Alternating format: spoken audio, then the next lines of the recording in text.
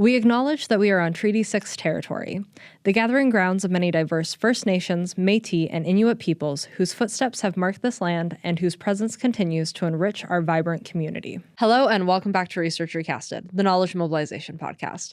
I'm your host, Kelsey Johnston, and today we are joined by Dr. Isabelle Sperano and Jennifer Danko to continue the conversation about the Next Steps Digital Life Skills Project. Dr. Isabelle Sperano is an associate professor in the Department of Design at MacEwan University, and Jen Danko is an assistant professor in the Faculty of Design. Together, they are working with Faye Hamilton and Rebecca Stiller to take what was learned in the focus groups when compiling data for this project and distill it down into workshops that will be used to further their research into the design process.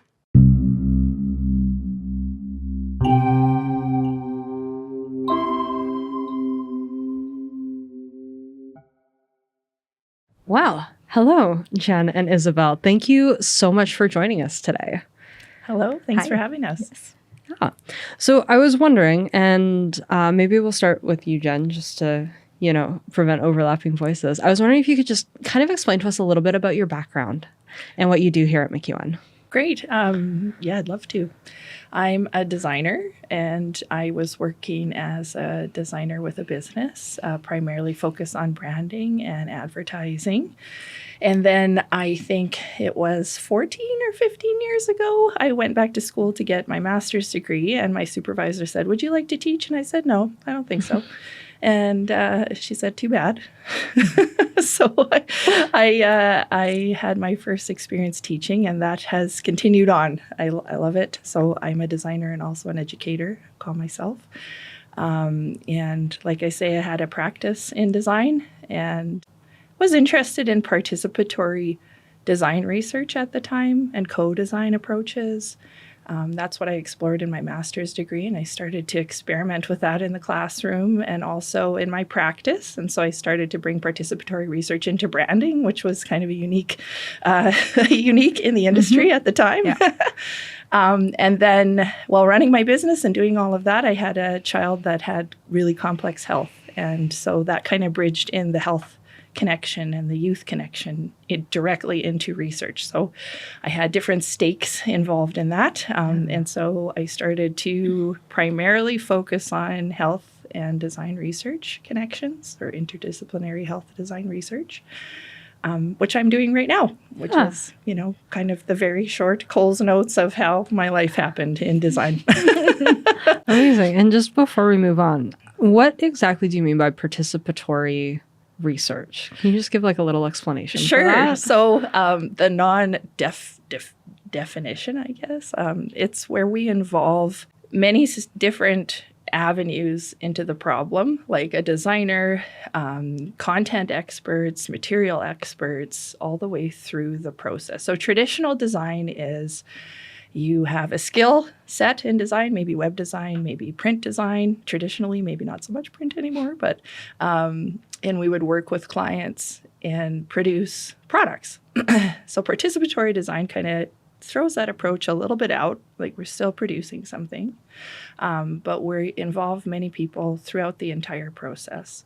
And we participate actively in the problem solving and the outcome. Okay, amazing. Thank you. Yeah.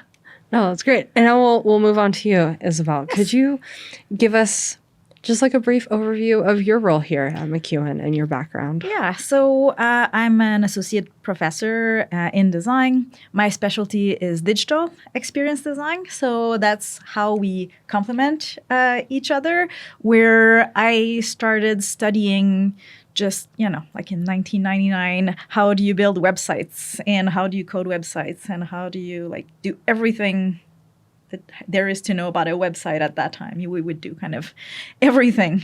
And then pretty quickly, I started to be interested in human-centered design. So in the digital world, this happened pretty quickly, where we started to realize that, we can build any website we want, but if it doesn't fit with what users are looking for, the tasks that they want to do, their needs, then they're just unusable.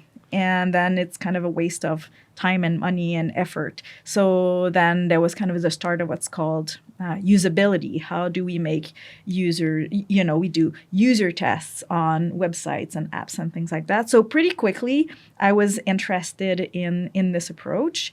And so then, I did my bachelor's degree in design, communication, and education. Then I did my master's in interaction design and my PhD in information architecture for design. So how do we design big websites, complex websites, in a way that they will be understandable, which is not easy to do.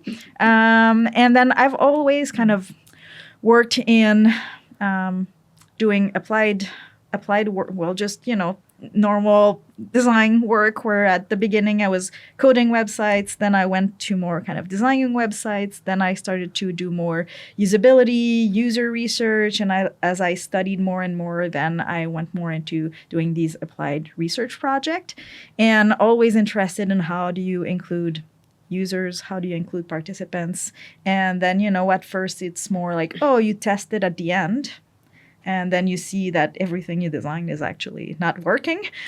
So then I got more and more interested in, so how do we include users, potential, future, just humans in that process, not only at the end, and not only in the middle, and not only in the beginning, asking them, what do you want, and then testing it at the end.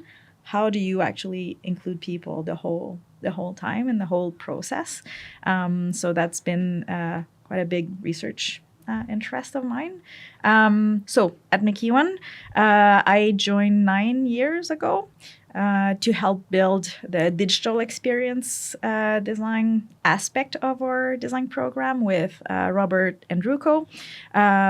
So then we've built for the past 9 years digital experience pathway, a major, we have 3 minors, we have a post-diploma certificate, so quite a big ecosystem. Yeah. And digital experience design, what does it mean? It means that our students, they learn to design websites, apps, wearables. We also do service design. So how do you design for not only one product, but a multitude of products? So that's kind of what we've been developing. And and in terms of research, then I've done a bunch of things, but how to do co-design is something that I'm really working on right now. Yeah, which is great. And I think that gives like a really solid foundation for what we're going to get in, what we're going to talk about today, this participatory and interdisciplinary design within the health field with the digital user. How do we include humans from start to finish and everything in between? Yes. Because we found out earlier this week that you are working with Rebecca Stiller and Faye Hamilton on a project centered around helping at-risk youth that have gone through the system learn how to do everyday tasks that they may not have had a parent, guardian, mentor to help them learn. So I want to ask, how did you both get started on this project with Rebecca and Faye? Okay, so maybe I can start this. So it was about a year ago, I would say. This is what's great at McEwan is that it's really easy to make connections between faculty, between disciplines, and it works not all the time, but often through the research office. So actually, the research office reached out to us. It was Sandy from the research office who said, well, I know that you are in design. I have Rebecca and Faye. Could we set a meeting? They have a project. They might want to get, to see if you would be interested in the project. So then I said, okay, perfect. And then for me, I was actually looking for something, kind of what would be my next big project. And I really wanted something that I would be passionate about, something that I could work with, and interdisciplinarily. I've been taking classes in education for students with special needs. So then, I've kind of been interested in, different ways of learning and things like that. So, and they didn't really know that. They just knew that, I made websites. and, that's kind of why they contacted me, I think, in the beginning. And then talking to them, I realized, I think, like Jen would be a really good person to bring on board, knowing that the work that she's doing in health. And, we just kind of started to work together a little bit. So then I thought, I'll reach out to her and see if she's interested in joining. And, that's how, And now we've included also other Jimmy Lowe now from video as well as now. Oh, wow. And he just joined a few months ago. So, yeah.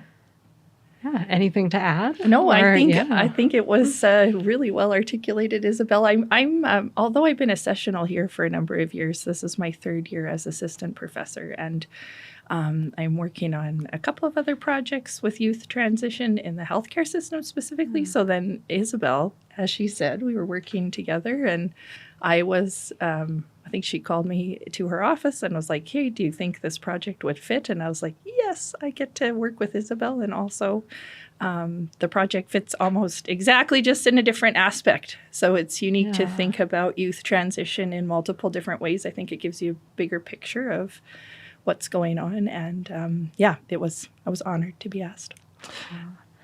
No, that's amazing. So I was hoping that you guys could kind of walk me through how this process works. So you've been approached to do some design for this very large project that seems to only be getting larger as you bring more people onto the team. Dynamic. How do you begin? Like, how does that process start for you? Yeah.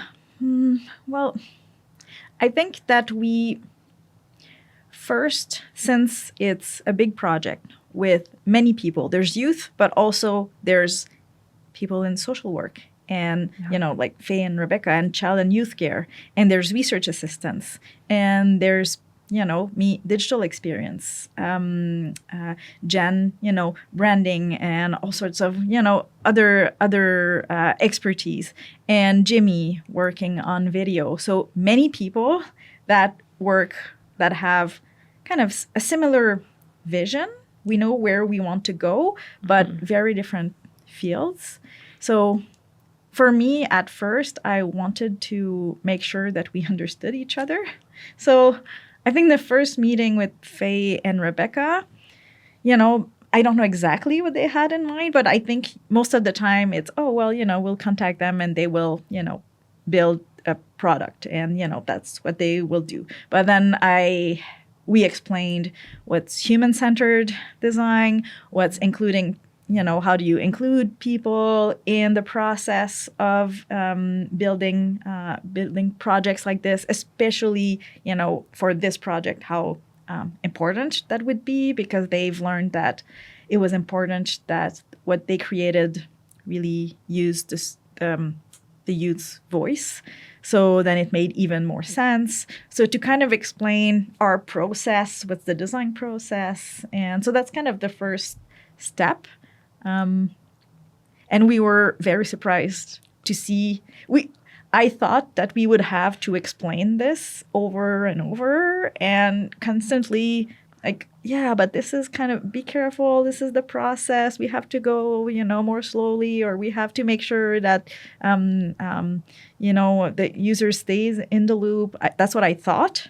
And then we realized that kind of clicked like this. And even for them, they were like, well, yeah, obviously, this awesome. This is exactly, we speak the same language, without Yeah. Yeah, I think it's a unique or it's a tall ask, I think, coming from the corporate background when I would pitch to corporate clients. We need to involve more people at the beginning of the process. It's almost like, okay, what's connected to that? How much time is it going to take? What's the cost of that? And what's the outcome? Because they're very or we tend to be product or end goal oriented. So to come to someone and be like, we want to involve more people at the beginning. Yeah. It's going to take us longer. Yeah, a lot longer. Yeah. We're really going to have an in-depth understanding by the end. Not everybody is like, yeah, we want to do that. That sounds awesome, But in these cases with this type of research, this was awesome. They were like, yeah, let's do that. Yeah, amazing. Yeah, like you said, and I know when speaking to Rebecca and Faye, they were very much like, we need the youth to be involved from step 1 to step 10, 11, 12, 100. Yeah. Because this is for them and you need their input in order to make a product, like to have that end goal be usable for them. Exactly. And without their input, that doesn't really... I'm not going to say it never happens, but it's a lot more challenging ensure that. And just like with both of you, the participatory aspect of it and, the human-centered aspect of it. So within this process, I know this is still very new and it's still evolving and developing, but how in your process, how are you taking that human-centered approach? How are you involving youth within this project? Yeah. So we are, so this year it's a pilot year where we actually learn how to work together, how to build videos together. So we're building, our plan in the end is to, at the end of, April, May, is to have some kind of short videos on life skills using the youth voice. And we want this year to be a year where we kind of, we reflect and we build kind of a model of what works, what doesn't work. We can, explore and fail and, just learn. Yeah. So we have 8 workshops that are planned. We've done 3 already. And in this workshop, we include, we have 5 youth who have been transitioning or are transitioning to live independently. And so we have these five youth. And we also have in each workshop, the 2 of us, we have 1 design student, we have 2 video students. We have Jimmy, so the video prof, and then we have Faye, Rebecca, and then 2 research assistant, Jean and Alicia, that are in social work and child and youth care. So we're there in every workshop, and the goal is that we try to work together as much as possible. So it's not only we want, youth, we want your input. It's more, let's work together. Let's, try things together, all of us at the same time, at the same, we're all in this together. And we learn how to work together. Yeah. And I think the idea of interdisciplinary is we are all experts and we bring in expertise, whether that's in video, whether that's in print or digital experience or in life experience of going through the challenges of those types of transitions. And the idea of the workshop is to build a level playing ground, saying that, no, I'm not an expert. Jen is not an expert in youth transition from government care, but I can learn from you, but I can also teach you. And I can also, and they can also teach us. And so it's a different dynamic. It's not like, here we are, we're going to do this for you, and that's how it's going to happen. We're all in it together with our own specific contributions and our own ways in how we're going to learn. Yeah, and I think one thing that we want from this process for the Youth Advisory Council, for those 5 youth, is we want to learn from them. We want to learn about their lived experience. And at the same time, we want to share how the design process work, how we want to be transparent in what we're doing so that they know what's happening and they also learn things. So video skills, also just kind of this design process, all, what the steps that we go through. So we really want this to be collaborative learning.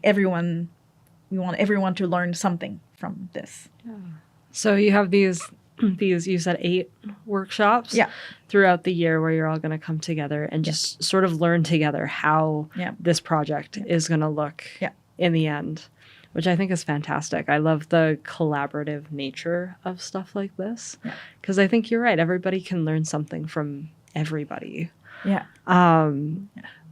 But I also know that with something like this, and especially, working with so many different fields and trying to do something of this scale, I wonder what sort of challenges have you faced along your journey? I know you're still very new into it. You've done the 3 workshops, but what sort of challenges have you faced? I don't know if they're challenges or if they're just learning, for example, because otherwise it would be challenges all the time if we saw it like that. So it's just kind of things that we're learning. To start building the workshops, what we did a literature review of other projects involving youth, doing videos. There's not that many, but we found some. So we looked at the challenges that they faced. We looked at the solutions that they found. And one thing, for example, that we realized was that we had all of our workshops lined up, and then we had 7.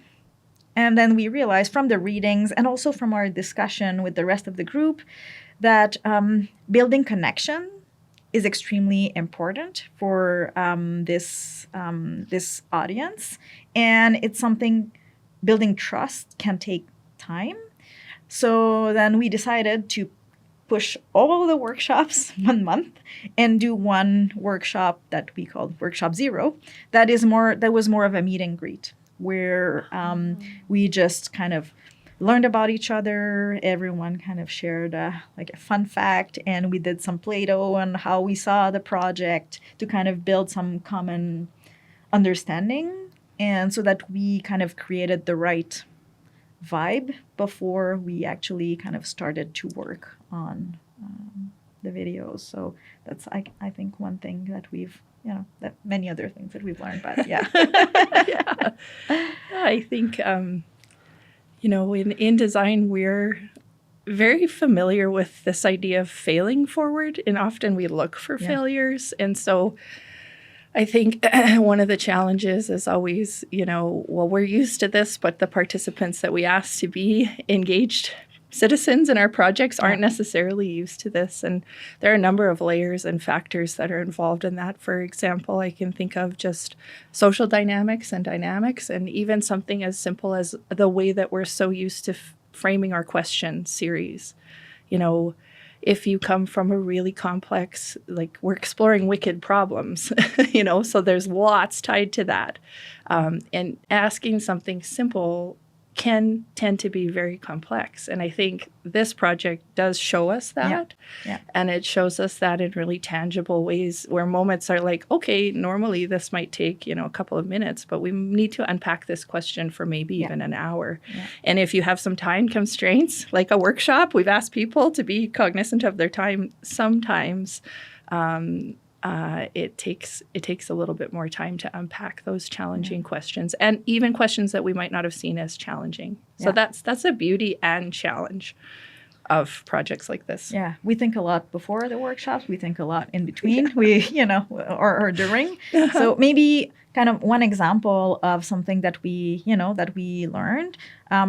Last workshop, the goal was, we could do videos on hundreds of different things. So we needed to just select one topic that we are going to work together.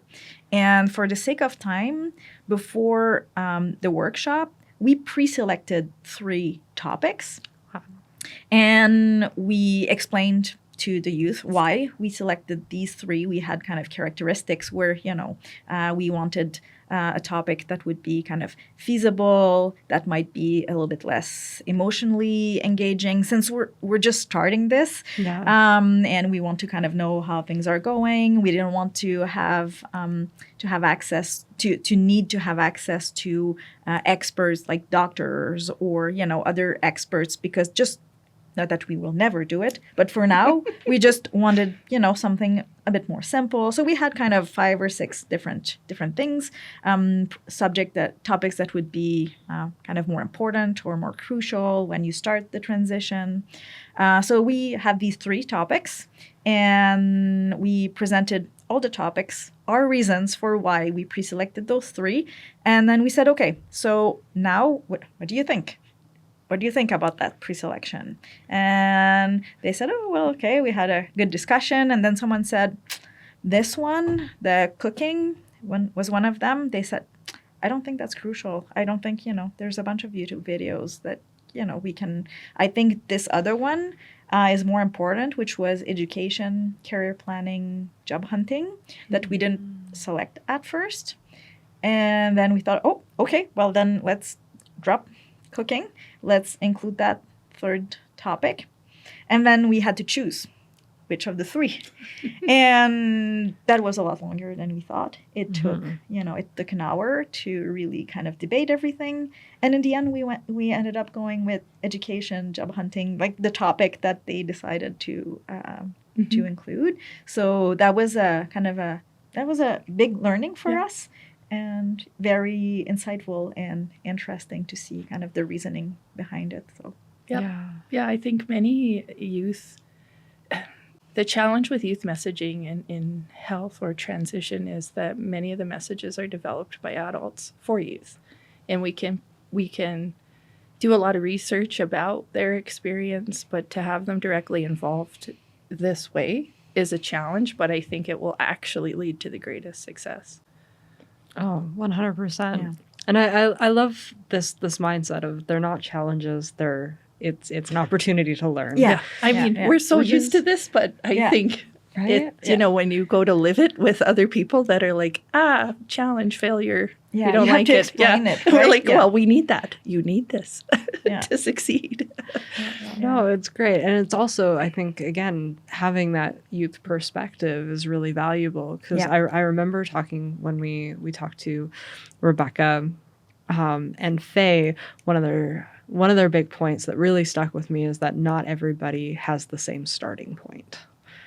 Because I know one of their things that they were looking at is like, what is step 1 in something? Because step 1 for me might not be step 1 for somebody else. So having that perspective, having those different voices being like, well, you're right, cooking, like anybody can learn how to cook. There's also places where you can just go out and buy food, like to eat. But not a lot of people know what it's like to go through like a post-secondary institution. And that is a lot more challenging to find stuff on, which is, I think, really great. And it's really inspiring to see this human-centered approach in a project like this. And one thing that we're starting to learn as well, I think, is that at first we had this idea of, we'll do like step 1, step 2, step 3, like videos like this. And right now, we're still thinking about it. But what we saw when we started asking, so what would be like advice, tips or tricks, or kind of to look at really what would be the content of the videos, we realized that that's not how it works. Because it's not like, I don't have a list of like the 10 hacks for, it's more, it's a lot more complex than that. It's really tied to stories, tied to, where they are in life at the moment, also what they've been through. So we're starting to see that it might be more about, this is kind of where we are right now, more about sharing their perspective. So then some of these lived experience and stories, other youth might share, part of that experience as well. So then they would, feel connected to kind of these various perspective and not try to have just, what is like the perspective to take. There's more than one, and it's kind of all their individual voices. Like there isn't a formula for human experience, an individual's human experience, but we can all be connected in certain points of that experience. And I think these types of projects explore that. Yeah. But again, there isn't a formula for each project. Yeah. It kind of creates itself. So the challenge also in the field of design is how do we quantify that? Because it is actually very important to our human-centered approach. And so that's one of the things we're also exploring as well. Yeah. And maybe, this is where we are at right now. Yep. If you talk to us in March, maybe we'll tell you we were so wrong. Now we've learned, this, and that. And, and that's okay. I think the challenge is we are okay with it, but it's to make sure that everyone understands that we use kind of the analogy of we are building something, let's say with Lego pieces, but then when we discuss, we throw a bunch of Legos out there. And maybe in the end, we just use, 10 of the Lego pieces, but we will have discussed 100. And that's okay. Yeah. And we needed to throw all of them out there to actually find what we need. So this is the challenge. It's one thing to explain it. It's something else to live it. Yep. So. Yeah. No, for sure. Which is, again, it's still a great way to look at it because, it is a challenge, but that's just the natural, I guess, the natural way that research is, where every day you learn something new. Yeah. And by the start to the end, you could have started someplace and be in a completely different place. Yeah. So there's a good chance that by the time this episode comes out, we'll listen to it and then we'll say, oh, wow, that sounded great. Yeah. But it's also really interesting to see those evolutions of it, right? So you can look back and say, this is where we started and look at how far we've come. Yep. Which I think is really amazing about research. So I think we've kind of probably touched on it a little bit in not so many words, but what has surprised you most about this project? When we all come together, I've talked about this with Isabelle before, my colleagues, because we've come to this project as equals and as learners and also educators. And we get to kind of read our own feedback. So at the end of each of the workshops, we fill out a survey. Yeah. And everyone fills it not out. Not only the youth. Yeah, not just the youth. And so reading that feedback with a colleague perspective in it, so many times on research projects, we just kind of, these are the things we're researching and we'll focus on that. But we're also involved in it has been a surprise, but also a wonderful surprise. So it humanizes not only the participants that we're working with, but also our colleagues as well. So I think that's been one of the biggest new things for me in this project and unique things in this project. Yeah. And then also the youth voice. Every project like this is dynamic and has its own voice. And so the challenges and possibilities that come out are inspiring and challenging, I think, as well. Yeah, I agree. And I would add something that we've already discussed, but still, it's all the time. It's a surprise where how much we work well together. It's just, Jen and I, it's the first kind of big project that we work on together. So every time we learned that we have similar philosophy and, we didn't know that much at first. Same thing with Jimmy, who just joined McEwen in, August. So we didn't know him that much. And then we see that he sees things kind of similar way than us, but complementary. So it's not about just we do the same thing. We're kind of all looking in the same direction. Yeah. And then outside of design, how much, I can't believe how much, it fits well. I pitch an idea and then I see Rebecca, oh, yes, that's really good. Let's add on to it. And then, she adds to this. And this is kind of how we really speak the same language. It's really surprising. I think it just shows that when you put people at the center rather than the product or the outcome, I guess that's kind of the same thing, or even the process. If people are at the center, it's as dynamic as the people you're involved with.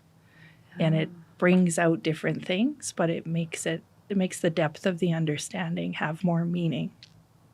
Yeah, wow. Yeah, and like I can see the overlaps between the way you guys are speaking of the project and the way that Rebecca and Faye did. They're very similar. Oh, really looking forward to hearing what they said. Right? But again, it's this human-centered approach that's like the core driver of everything here. Now, I know you're still like I keep saying, this is still a work in progress. You're at the beginning. You've had your 3 workshops out of 8. But kind of looking towards the future, after these workshops are finished, what are the next steps? Like, where do you see this going as of right now? Yeah, so there's multiple things. Now that after the videos, we'll see, in the end, it's hard to know exactly what we will have in May. The goal is that we'll have some videos, and I'm sure we will, but then we will need to debrief really well the process where, every workshop themselves, did they have the same, the good topic, or did we miss one? Did we have one too many? Just kind of discussing every activity that we did, so that if we want to replicate this, to make sure that we improve what we've done. I think that will be kind of one important thing. And then also, we want the videos. The videos, they will be published on, social media and YouTube. But we want them to also live on a website where there will be complementary information on the website. So let's say there's a video on someone sharing their experience on job hunting, and then or on how they found a career. Well, potentially we'll have some text and maybe some links to other videos, or links to some funding that could be, that youth can apply for example, kind of more formal things that they need to know. Infographics maybe that explains some things. So then the videos, they won't live alone. They will be in what we're calling like a learning modules. But that will be the process. How do we build this module? So, the text is written in a way that is, easy to understand, that speaks their voice. And there's, with this audience, there's various levels of literacy also. So then you want to be mindful of that, different ways of learning also. So then how do we address that? Yes, in the videos, but also in the rest of the learning module. Yeah. So that's kind of our next step. And once we have kind of a good model of, okay, we have the video learning module, we kind of like what it looks like. And it means, us, the people in social work, child and youth care, the youth. Once everyone is happy with this, okay, how do we kind of make then a second one and a third one, and how we build on this. So right now that's kind of the next. That sounds like it, and keeping, as you said, a true co-design approach, and that is I think our goal, but also a challenge as well, because there are many out there that are saying they're doing these things, but we would like to do that. We'd like to stay true to this. Yeah. No, and I think that's important that we hear that word a lot. Yeah. Co-design, it's very kind of trendy right now, but many projects we see, it's just, like they do kind of participatory because they've kind of talked to people once or twice, but then we really want to explore how much we can push this, and can we even push it to like some part of maybe even co-production of the videos. Maybe some of them will want to film some parts, or maybe so we don't know yet exactly what this will look like, but then how much we can, maybe we can teach them a little bit about editing, and maybe depending on what they want. So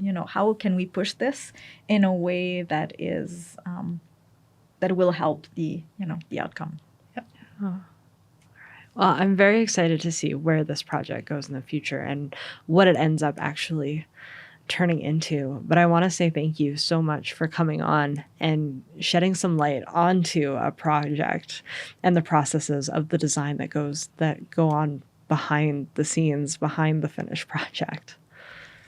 Yeah, well, It's honor to be here. Thank you.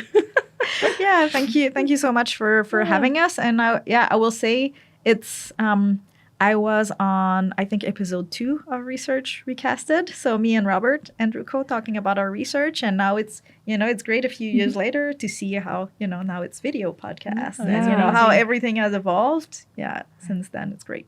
Well, that's all we have for today's episode of Research Recasted. If you haven't already watched our episode with Faye Hamilton and Rebecca Stiller, make sure to check it out to be a part of the full conversation. If you want to support this podcast, you can visit Research Recasted on your favorite podcast platforms to find new episodes every 2 weeks. Also, don't forget to check us out on Instagram at Research Recasted, where you can give us a like, leave us a follow, or send us any follow-up questions you have from today's episode. This has been Research Recasted, the Knowledge Mobilization Podcast, brought to you by the Office of Research Services and the Faculty of Fine Arts and Communications at MacEwan University.